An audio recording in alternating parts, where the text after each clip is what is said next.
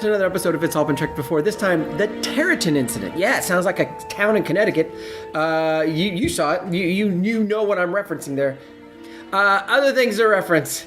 Marianne's Macabre Review. It's time to bring the spooky. Join Marianne and friends in Marianne's Macabre Review, a podcast release every other Tuesday talking all things horror. They cover film, television, books, web series, and even board games. If it's horror related, Marianne is on. New topic every episode. Also, go to patreon.com/IABD. Great way to support us here at IABDpresents.com and the whole IABD Presents network. Just throw in a couple bucks, Hey, my birthday's coming up in a couple days. There's a good reason to donate. Donate in my name or despite my name. Patreon.com/IABD. We will greatly appreciate it. Also, while you're being geeky, you got your horror, you got the Marianne, you got us, your Trek. We know you're a geek. Good, the bad, and the geeky. They do it all. Or GBG, as the hip cats call it. It's a pop culture podcast. Been around for a whole decade. Sometimes there are movie and TV review discussions with a variety of guests. Sometimes host Nick Arkenbite just gives his thoughts in a short drive-by. You want to get in now? The summer movie's about to start. He's already been hitting Captain Marvel and all that jazz, the early stuff. Get in there before Endgame and everything else that's coming out this summer comes. And, of course, Jimmy-Jerome's favorite, Star Wars Episode 9, opening much later this year. But get back in now! Nick's back. The good, the bad, the geeky, here on IABDpresents.com. And now, the one and only, the Terratin Incident, on It's All Been Trekked Before. Welcome out to another episode of It's All Been Trekked Before. We've got your regular crew. This is Steven. And Keith. And Jimmy-Jerome, animated. The Terratin Incident. First impressions. This was more entertaining than I thought it was going to be. When they got to the shrinking aspect, I knew we were coming to a shrinking episode at some point. And in my mind, I hated this episode. I hated the novelization. I hated the episode. But I was actually entertained. I thought the concept's not perfect by any means. There are many issues. But it was more interesting and more fun than I thought. There's another episode coming up that is not similar, but it's kind of also, the whole crew's being affected a certain way that I'm sure I'm going to hate even more. It's kind of related to the Deadly Years. I think that's the one I really hate. So this one, it was more interesting and entertaining than I thought it was going to be. Well, and I'll get into some of those reasons as we go along. I took a lot of notes, more than I would have expected. Yeah. And it was a very science-y episode, which I tend to enjoy, actually. Just whether or not it's good or makes sense. Yeah. But it's interesting that they make those attempts and try to put in words that I hadn't heard before in the canon that I know of, at least, or try to explain why things are happening in a certain way. Yeah, and I thought it was going to be... Again, as soon as I was like, this is the shrinking one, it's like, this is the episode where things shrink. But they did some other weird stuff in here, too. Or maybe I just noticed more this time. But anyway, Jimmy-Jerome, your first impressions. I liked it a lot. I think it's one of the better animated episodes we've seen. We'll get into rankings soon. Sure. But yeah, I don't know if the science made sense, but it sounded like it made sense. It was interesting, at least. And the story seemed relatively cohesive. I mean, I didn't intend to take notes, but I did end up taking some. Wow. That's because there were just a couple random things I wanted to bring There up. are a lot of little random things that actually made it more interesting for this podcast in general. I had forgotten that this plot is sort of repeated in an episode of Deep Space Nine. Sort of. That the crew is miniaturized in the episode Deep Space Nine, One Little Ship. Right. They get shrunk and have to save the ship. I hadn't seen that one. We will revisit miniaturization down the road. I thought they found some cool stuff to do that. At first, I just thought it was such a kids cartoon kind of thing to do, but I thought they did some cool stuff with it. I think kids would have been bored by this. I mean, I think it would have been a great. And again, this is why they could do the animated, not the original series. If they'd been shrunk in the original series. Oh man! But Discovery could do it. Yeah. Absolutely. That'd be great. The budget would have been ridiculous. No, absolutely. I did appreciate that it was written by star of Parks and Rec, Paul Schneider. Does he play Jerry or something? No. He was the Paul guy Schneider in the first season, right? Yeah, the first 2 seasons, season and a half, whatever. His name is Paul Schneider, the actor. Oh, okay. It's obviously not the same Paul Schneider. And I was going with it was written by Paul Schrader, the writer of Taxi Driver, and nominated for an Oscar this year for First Reformed. No, this Paul Schneider is a writer, obviously. He wrote Squire Gothos, I think? I'm am I on the wrong right episode? now. Because I do see, he wrote Squire Gothos and Bounce Terror, 2 of our favorite episodes of the original series. Yeah. He wrote for Bonanza, he wrote for Marcus Welby, MD. This is the only episode of the animated series he wrote. He wrote an episode of The Lieutenant, which might be how he got the job. Oh, that makes sense. So, not the Parks and Rec star, but another Paul Schneider. No idea if there's any relation or not.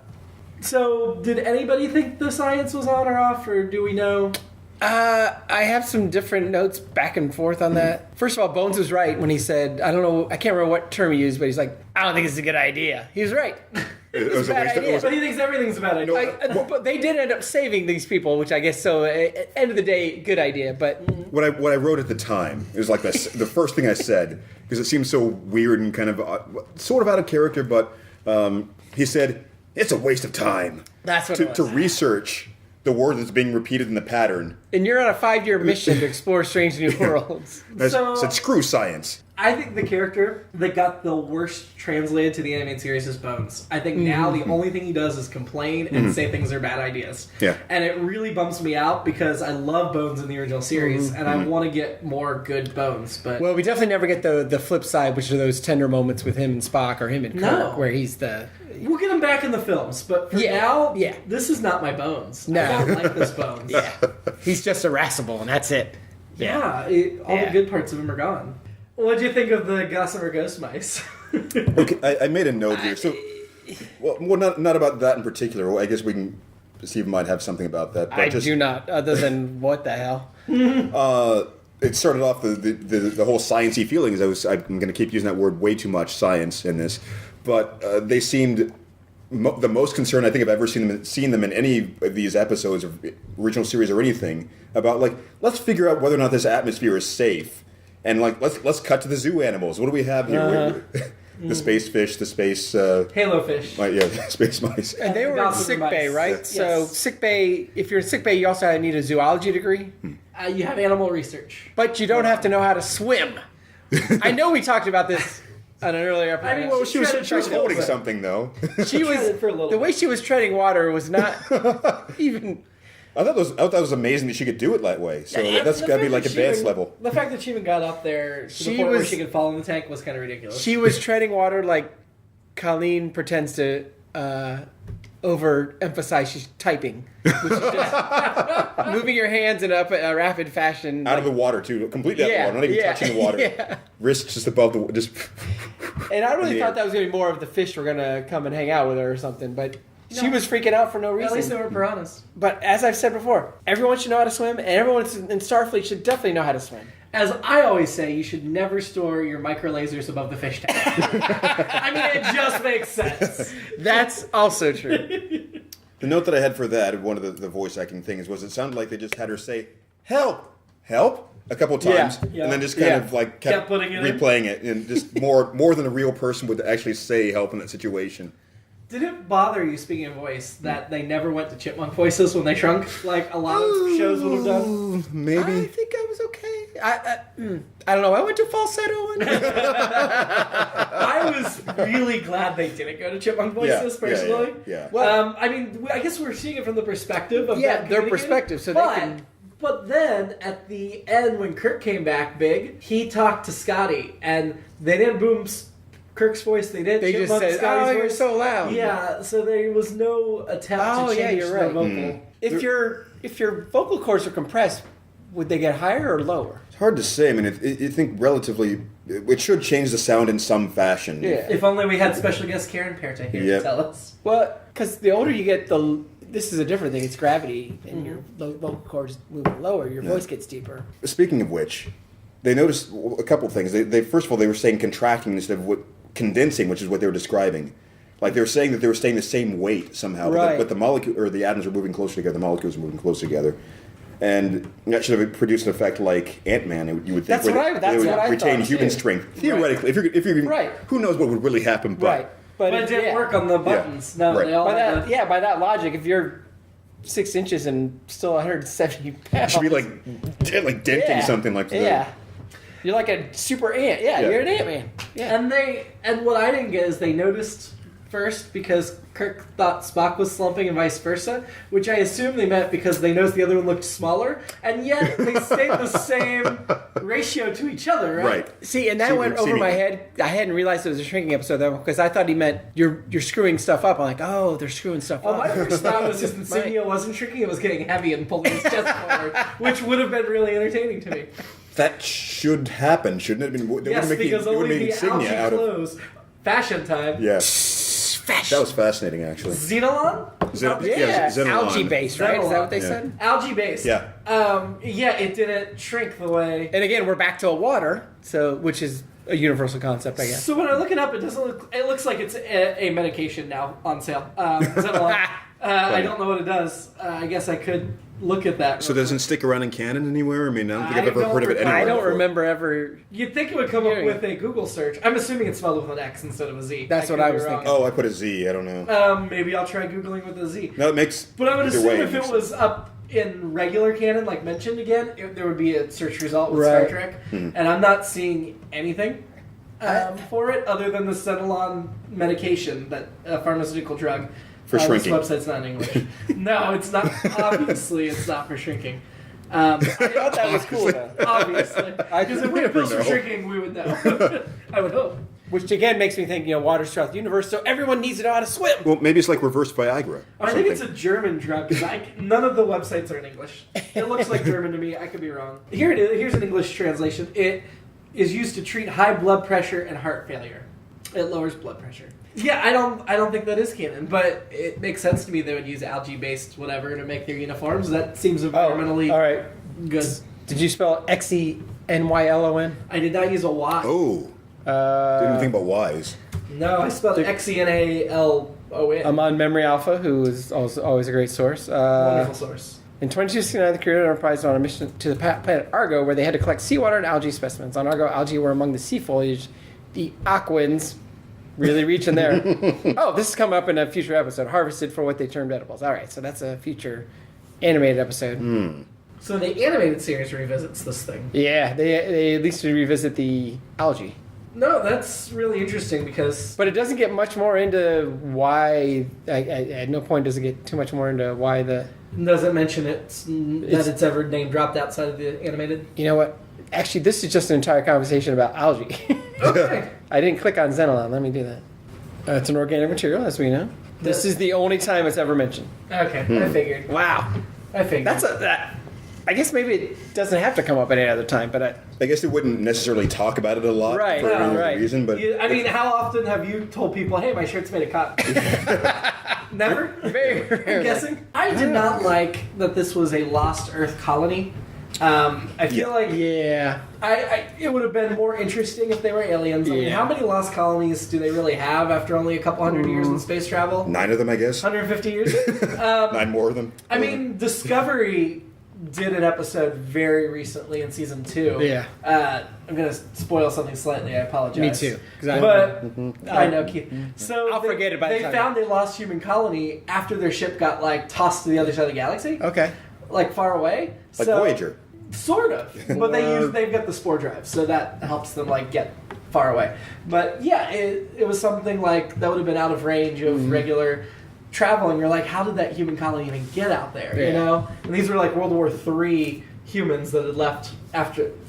So I wish, again, I think I mentioned earlier, this is a series about exploring strange new worlds, and new civilizations, and new life forms, whatever, but why do they all have to tie back to Earth? Well, Discovery, the way they left that episode, I assume that part of this season arc is they're going to explain these colonies far away. So I'm wondering now if this colony was part of the colonies or in Discovery that got transported.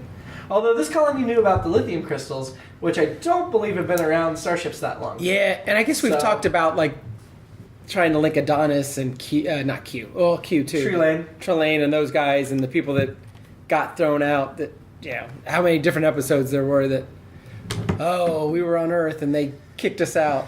I don't know if it kicked you out. Yeah, I just would have rather been aliens. Yeah, I agree. And why did they not enlarge when they got beamed up when everybody else enlarged? I don't know. Did they? I don't know if I was it just wasn't paying attention when they explained this, but why were they shrunken to begin with? Was it something about the planet? Yeah.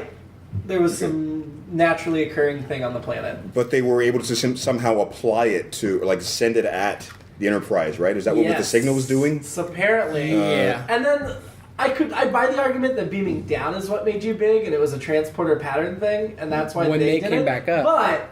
But when they beamed the bridge crew down, Yeah. which somehow the city had the technology to do, they were they did- tiny. Right. And then Kirk beamed them back up, and they got big. Oh, man. Got a little messy. It got very messy. Yeah. So they did beam down there somehow. Were they beamed down against their will, or what happened exactly? The city kidnapped them via transporter. So maybe their transporter did something that.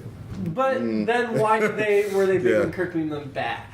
And also, the transport technology has not been perfected for human use very long at this point in canon. Well, so and how did they already have it? They developed it. Yeah, so theirs must have been really good because they didn't even have to like, hey, beam me up, follow the signal. There's like, we know where you are, boom. So maybe theirs was faulty and was shrunken with them, and that's why they shrank when they came down. Still shrunk when they came down. Relative scale, I don't know.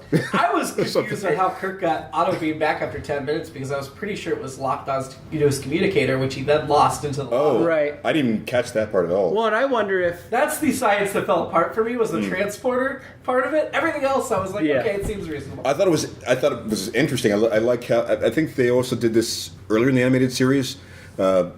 Concepts with the transporter being able to do things that are incidentally beneficial. Sure.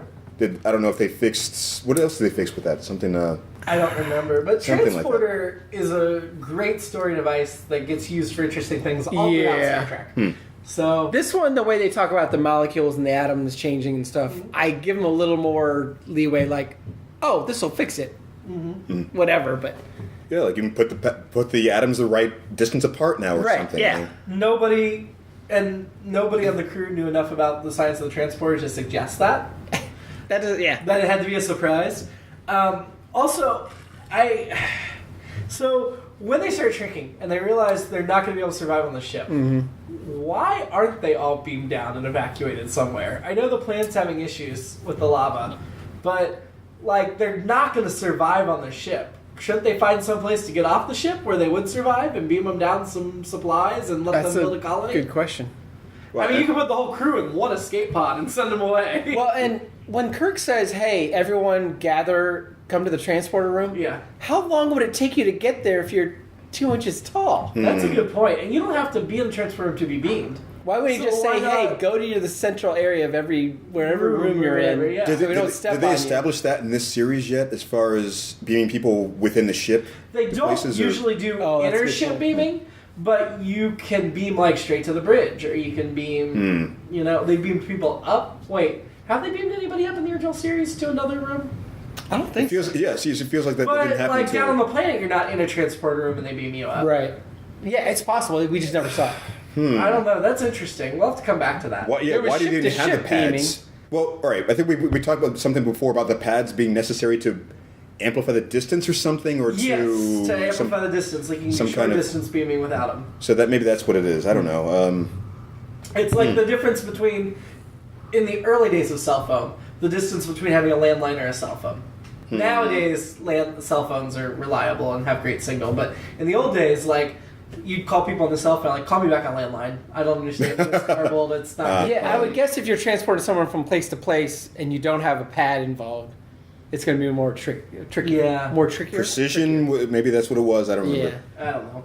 But- Yeah. I think there's a lot of room to play with that as far as like at this point in the timeline, as far as their technology and so on. I think Yeah. they started really being more experimental or improving it from Next Generation on. I just have a couple random notes. If you guys have anything that actually bears discussion. I don't know if it does. I think mine are, the rest are mostly jokes. We like those too. I think we all They're noted funny though. provocative tiny Uhura. I was just glad we didn't get the like butt angle. Upskirt shot, yeah. Yeah, I mean, But- okay, glad's the wrong word, Right. but you know what I mean. Yeah, It's I a was... sporting cartoon. Yeah. Just in time. I feel like several kids who saw that, kids probably older than I was at the time, which would have been 5. Like pausing it. Wait, they wouldn't. Well, you wouldn't- couldn't wouldn't pause pause it. No, but in their it was seared in their memory banks. Yeah, in keeping with the episode, they grew like exponentially. Like they 10 they were times that they day. were 8, they were suddenly 12, and they'd gone through puberty after seeing that. Yeah, along those lines, I thought after Chapel fell in the water that there was going to be some kind of wet T-shirt thing. Right? I was like, while you're at it, but they didn't, which is probably for the best. But That's a good transition to like a number of things that I have here. First of all, I think they're like far too lazy with the animation to do something like a wet effect. Yeah. So they started like adding those silhouettes for some reason, like when they were like tiny and adjusting the buttons and things. That's easier to draw. It's quicker. Yeah, It's yeah, but I quicker. mean, it's like they didn't seem to have a good explanation for why they were doing it, but just they just kind save of time. Well, and like in storyline reason to do that, but yeah. Yeah. Well, and we've talked about this, I think, on every episode, but like Doohan being the Oh guy my on the God. planet, it's like, not only is it like, it's hard, because the voice is almost exactly the same as Eric's, but it's Right. like, so every alien or new guy we meet or new girl we meet, Also the same. yeah, and they can't really convey any emotion, so they have to be, I am an alien, this Yeah. is the way we talk, we Yeah. have no emotion other than, we are angry with you, we are very pleased, I can't tell. Yeah. And with the animation the way it is, like, I can't tell from your facial expressions either. No. So It's bad. and I know, I guess it's just like, I know where animation is taking off and much, seems like, We're so spoiled now. It's Yeah, I think so. There was like all these things that happened over the last like 20, 30 years. We don't even really realize how much it jumped in certain well, the head of places. the planet had to tell us that what he was feeling. You're right. right, yeah. There was no way for us to. And in my mind, I want to say, well, in the 70s, there are all kinds of great cartoons, but I was 6. Every cartoon was a great cartoon. Right.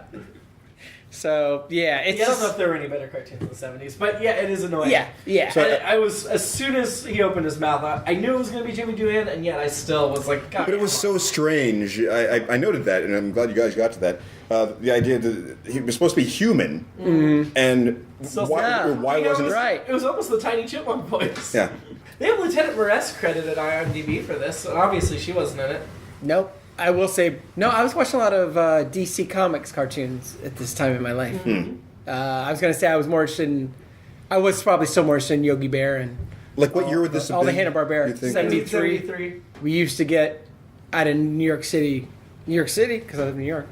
There was a channel that just showed 4 hours of cartoons every morning. Yeah. Monday through Sunday. It was the best. So. I missed out on some of the golden age. I was born in '74. Oh, so well, there you go. yeah, but there's Yeah, There- more there- than 83. there was still a good swath of the '80s where it was like kind of like golden age of this kind of Sure. thing. Oh yes, that was one of the like a super Kirk moment. A couple of those. This kind where he was just like science theories, just bam, right out there, like beating Kirk and Scott with the idea of like calculating against their DNA or something like that. It was like, Yep. Well, okay, That was what? Kirk's always going to be the hero. he says something about 133rd. They'll shrink down to 133rd. 132nd, I thought. But Yeah, whatever. but he says it's 1/16th of an inch, but Yeah. wouldn't... I think he meant by factor. I don't think he meant 132nd okay, scale. okay. That makes I don't more think he sense. said. Okay. Yeah, I think he said something about factor. Well, that goes into my next thing, which was... this is another dumb one, but it's like... well, then our height is just going to be on 2 inches. And they thought that was a terrible thing. I'm like, hey, guys, it's not how big you are, it's how you use it. Come on! I just Come on! Especially the density at that point. Yeah, Yeah! it's just the weight. I just Fucking kept thinking, when I was trying to think of an alternate episode, the only thing I can think of is Kirk whips out his penis to all of them when they're still tiny and he's big. But it's like a bullet. It didn't shrink at all. It weighed exactly the same either way, so... I was a sucker for some of the little things, like the Nomad revelation, like the Terratin Yeah. thing. Like, oh, it's the Earth 10, and then he even said, "You're honorary Terratins," which doesn't make sense as far as like the nomenclature you would think. But yeah, Well, now they just call themselves Terratin and Well, they whatever. just missed it by 1/16th of an inch. oh god, I like the sequel Terra 11 Too Fast or whatever. I also am glad that they're still using the English measurement system. Yes, In the future. instead of metric. No Except metric. for the rest of Star Trek, they It is metric, right? Yeah. Yes.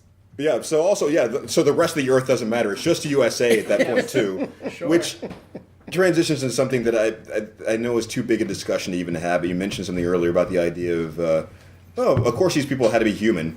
Is that extension of it's not just America that does this though. If you think about it, like if any sort of fictional, especially science fiction, the country of origin tends to be sort of like the focal point of whatever ends up happening. The aliens happen to be speaking that language. Part of why I liked Firefly, because they melded American culture with Chinese Yeah. and tried to do some type of joint. Something interesting at least. Yeah. Well, and this is where we can double back to our usual Star Wars, this is our Star Wars versus Star Trek part of the episode. So I was listening to the Star Wars one today, and they said that, one of the guys said that Roddenberry always wanted the people they met to be kind of humanoid. Yes. And actually, they said this in a positive spin on Star Trek, because they were like, in the Star Wars universe, it's like, you don't know what these things are, which I kind of think is a positive that, I agree in with theory, Yeah. things should be like, could be a race of pinball machines or whatever. And now I'm stealing from the sure thing, but It is definitely one of those positive versus negative things. There are pluses and minuses on both sides of that. well, and that's what they said. Their thing was like, well, Roddenberry wanted that, so the idea was whatever you come across in the universe will be relatable. Mm-hmm. But on the other hand, Devil in the Dark, very early on, we meet a thing that's could not be less human, and Which is we why all end up that relating to episode, it. yeah. Yeah, it's a great episode. They're part of the episode anyway. So Did you have an alternate episode? everyone gets bigger. And then they don't fit in the ship? Yeah, the ship keeps getting smaller, and they're just getting Hunched more and more over. cramped. Yeah, I guess it's that Geico commercial. Huh. Tiny apartment, is that what it's called? Why did that Kirk have Sulu aim phasers at the city right before they beam them up? Was that just to fake us out? Dan. Oh, well, it's we could threaten them later. No, this was when he beamed right before They he beamed shot them up it, to and then they save beamed them up.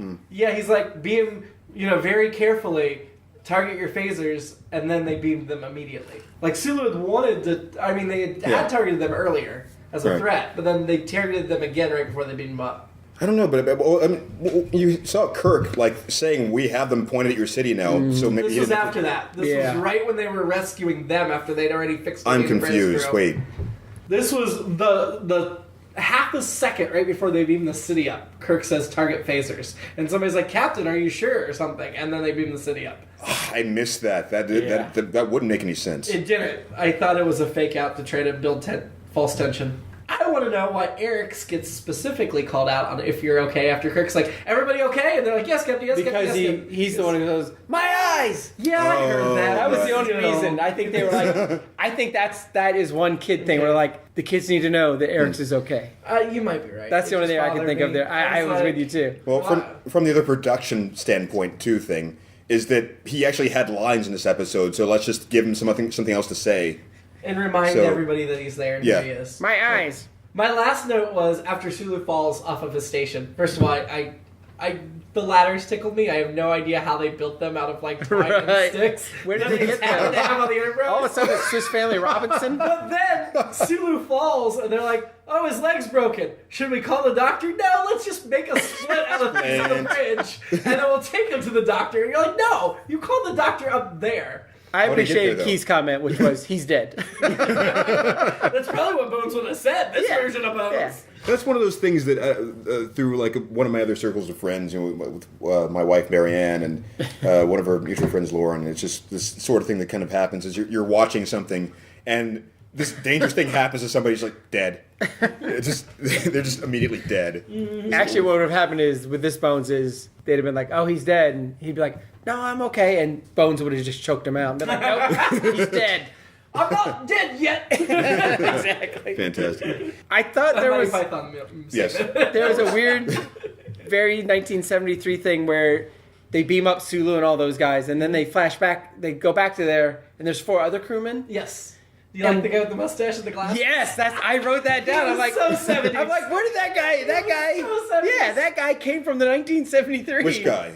The guy with the mustache. It was and the just a glasses, random guy. extra. He literally looked like he just walked out of like Berkeley in 1973. So not the mug guy. No. Not the guy with sort of like the handlebar that was staring at the mug. Like, No. I was like, this No. is big in my hands now. So I they're love back the acting on back the to it. whatever the bottle city was. Terratin Terratin, City. yeah. And behind the guy are 4 crew members, and then one of them is just got the big mustache 70s. and glasses. I was like, 1970s are It's great. Tokolani's boyfriend. Yeah.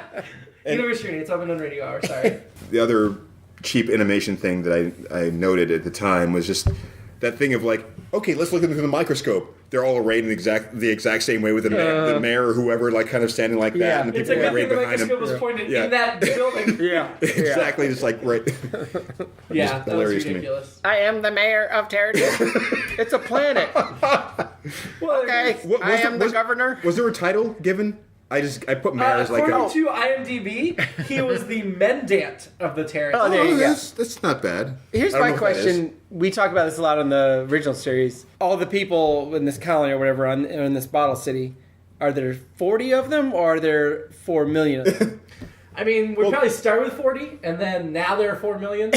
Lots of inbreeding. Well, the camera can only show so many, so there's That's like, fair. and they just happen to be like centered perfectly each time, so it's hard to. Well, a colony goes out to populate a place, and they're all going to have lots of kids, and they've been there for a while. Yeah. So I would assume a fair number. That's fair. I don't know if there's 4 million, but not 40. Right. Okay. They're always camera centered to hide their numbers. They'll be back and in larger numbers. The last thing. Larger numbers? The other voice acting thing I had there was it was very strange for Shatner as far as the way that he was reading the threat to the city when he was like, I've got you pinned in. That should have been like something he really would have like would have been able to like sink his teeth into. It's like, I've got you, and we're gonna blow up your city if you don't give back my crew. And it's like, but yeah, it was sort of like, yes, our phaser is locked in on your city, and if you don't believe us, here's a demonstration. You should give us back right now. You know. This is the 8th episode I've recorded lines for today. Yeah. Yeah, Okay, I think that's that's accurate. I think that's really accurate. I think they had big, long recording sessions with small amounts of. I have to be on set for Kingdom of the Spiders. One take, go. I can't give it all here. First read, We're only first take, paying go. you for 1 day of work this year. So. My last note was I was really disappointed that we started with the gas cloud and they kind of went away from that because I wanted to hear what Keith thought about the gas cloud, but Oh, God, I didn't even get what was going on. it was right at the top. They're like, we're near the gas cloud of blah blah blah blah blah. Those were just all the farts from the planet Terratin. Is that okay? Yeah. That's all I had. Keith, any other notes? I mean, there's there's one last thing actually. The thing with Scotty and the poetry for some reason, like, they're purring like kittens, and the engine purring like kittens, and like just like the rinds of oranges, but just Human similes. for no reason. Women and men. I don't know that there was anything in Is there here. anyone new? Unless the head of the Terratin. Oh, there's got to be somebody in the background of the of those little. I was thinking with the lizard woman. I didn't see anybody. There's a lizard woman. Yeah. Last Mud's episode. Passion. Mud's Passion. You have McCoy's squeeze for Mud's Passion. Well, I guess I'm sticking with her.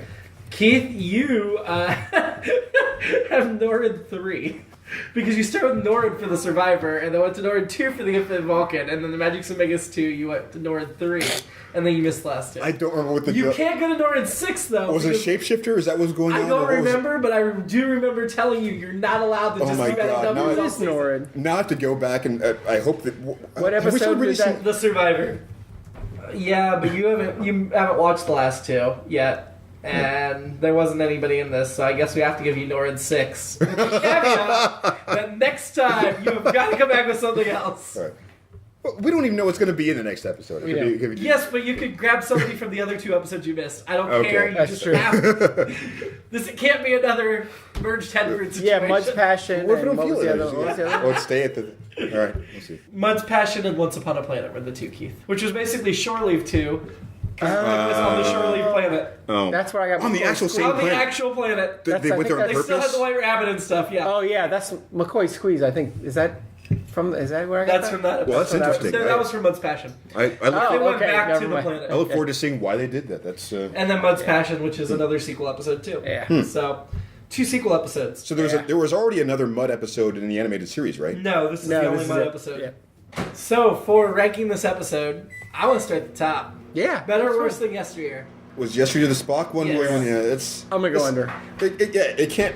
It can't be. I It's knew it was going to go under, but I want to start at the It's top fair, because I that's think it's fair. going to be near the top. Right. One under, that's the Survivor. just NORAD or Nora Yes, or whatever. Norrid. Yeah. The Ted Knight. That was Ted Knight, right? Yes. Yeah. What's below everything, that? everything is so dim now that it's just like. I know. Below that's the Infinite Vulcan, the one Walter Koenig wrote with Giant Spock. This is better than that. It was infinitely bigger than that. Yeah. So. This is better than that. Yeah. Yeah. Another shape change or another size changing one. wasn't Yeah, that's true. I didn't think about that. No, this is certainly. So I we're remember just thinking that. Yeah. Above this- or below the Survivor, basically. Probably below the Survivor. Oh, I don't know. God, I wish I'd seen it more recently because I think that It's been a while. that's Yeah. a tough one. I don't know. I think it's better than the big Spock, the Infinite Spock. Oh, it's definitely better than that one. So I mean, my instinct is to put it above the Survivor, but that could be recency bias. Right. I'm actually reading back through the synopsis of the Survivor now, but so far there's nothing that's convinced me that it should be below the Survivor. I feel like we like the Survivor better than we thought we would, Yeah. but This is another. I mean, I think the science stuff in this is why I want to rank this high. Yeah. Because I'll give you that. Yeah. And it was, for lack of a better term, a fun episode. Mm-hmm. Between provocative Uhura. I feel like we need like a third type of bias, like a post break bias. Yeah, that happened to me certainly when I was like trying to catch up on all the other original series episodes. Yeah. I'd been like hadn't watched them for like 3-4 weeks at least. It was like, oh, this feels good. I like this. Yeah, wasn't burnt out. I'm reading the Survivor. It does sound pretty good. Nord was voiced by Michelle Nichols. We had Talite. We had Romulans and Deflector Dish and the Vendoria. Yeah, that was a good episode. Yeah. Well, we need to make a decision. This episode's already gone long enough for an animated. I'm okay with dropping this to third. Drop this to third? I'm okay with that. Yeah. I am too. Okay. Yeah, I go either way. Next week, we will be talking The Time Trap. The Enterprise and the Klingon ship are trapped in a space-time warp where only their cooperation will allow them to escape. Yeah. I like that kind of thing. We'll see. I do too. Core returns. Yes. However, There's bad news. Yeah. Core is voiced by Jimmy-Jerome. Yep. What was he not before? No, Core was a character from the original Enterprise. Was it Tribbles? Yeah. No. Or was he... I'm looking right now. It might not Aaron be of Mercy. Tribbles. Aaron of Mercy, yes. Okay. So this is the Klingon from Aaron of Mercy, except now he's voiced by Jimmy-Jerome. Kirk, you have no choice but to surrender. Wait, I thought we just saved you. No, I'm a Klingon. I thought you were from that Bottle City thing. Nope. Completely different. I don't know why my voice is very unique. I thought you were the three-legged alien on the bridge. Oh, man. No, I'm over here. Until then, live long and prosper. It's All Been Done presents. Who's got the time?